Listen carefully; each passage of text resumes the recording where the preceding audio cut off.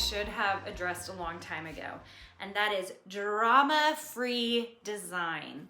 Now, you might be thinking I'm talking about the multiple personalities out there that's bringing drama into your design life, but no, I'm actually talking about just you, yourself, and how we create drama for ourselves. Yes, we do. We create drama for ourselves in the design world. So let me give an example, okay? Maybe I wake up in the morning and I'm actually really excited. I want to get to my design work for the day. But both of my kids, or two of my three kids, don't wake up on time. And so I start kind of getting angry. I start feeling like the anger in my heart because now they're gonna make me late, and they're gonna be late also to school, okay? So then I wake them up in a hurry and put together their lunches, and I'm starting to get grumpy, right? And they're grumpy as well. And then I send one off to school and the other one doesn't finish. I'm talking like I have two kids. I actually have three, but my oldest is in college. She lives at home, but this just illustrates the point, okay? Maybe in my head, I was just like, when the kids get to school, then I'm going to be able to get to my design work, okay? But one of them's late. I end up having to walk them into the office to sign them in because they were tardy and all the things, okay? So they've now put me like 30 minutes behind schedule, okay? So maybe I don't get to sit down at my desk at 9:30. And depending on how I viewed the morning, okay? If I was grumpy about it, I was annoyed, I was frustrated with my kids, the kitchen's a mess afterwards because I was hurrying everything around, I might sit down at my desk ready to design and still be fuming a little bit and trying to figure out, like, getting my head straight into the design work. Have any of you been here, okay? I haven't been here for a little while, but I have been there. And then I sit down and I am discombobulated, I'm frustrated, I don't know what to design at that point, I'm definitely not in the mood to design. What we've done is we have created drama for ourselves, and so that makes it hard to do the design work. So what I want to say is there are ways for us to get rid of the drama. We can be drama-free in our design work. Now, you might be like, well, that's a little example, Carina. That's a very little example, like the kids being late and frustrated, and I can probably handle that when I come to sit down to do my design work. I can be okay and just be grateful that I'm doing my design work, okay? That is actually, first of all, the right attitude to have. Just be like, it all worked out, I'm sitting down, I'm grateful to be doing my design work. So like, that's the right attitude to have. But some people would tell me, but Carina, that's not that big of a deal. What if I have big things going on? It is drama filled, okay? Really big things are happening in my life that are making me struggle and have a hard time, okay? It doesn't mean that your life still isn't full of drama.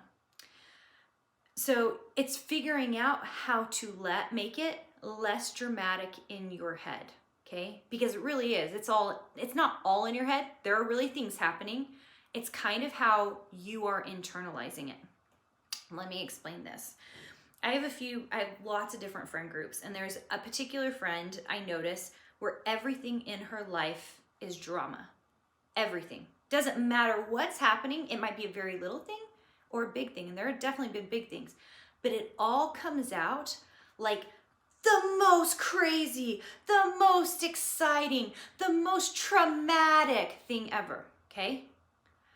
When we do that, we're telling our brain that everything is really, really difficult or everything is really crazy. We are elevating things to a level of drama that it doesn't need to be at. Even things that are difficult, I've noticed that I have friends who are very like soft and silent types, okay? Something really awful will happen. Really, truly, truly awful, okay?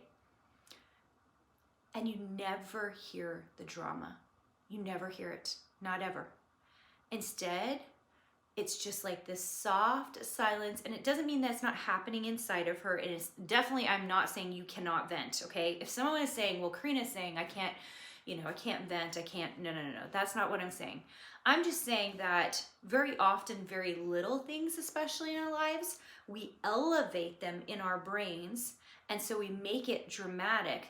And even, I think it happens in our design work. So for especially new designers, the wall I see very often is the software. Like, so Illustrator, opening Illustrator, being frustrated, being worried about it, all those things, okay? And my worry, always my worry, is that are we making it scarier than it actually is? Are we making it more dramatic than it actually is? When really it could just be a very logical thing. I'm gonna sit down at my computer, I'm gonna open it up, I'm going to turn on Illustrator. That's actually not very dramatic, right? And yet, some of us have put really scary things in front of that, and we're like nervous to open up the Illustrator software because we're so afraid of something.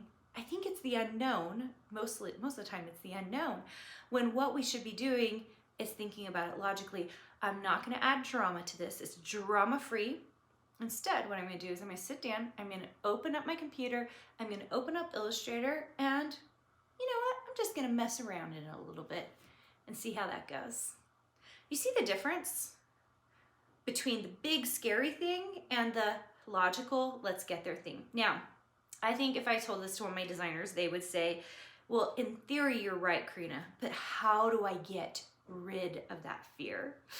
Now that is definitely the hard part, right? Because like we're not, especially people who want to become designers, like we're not intentionally going out of our way to not open up Illustrator and start doing the design work, right? I think it's probably baby steps, right?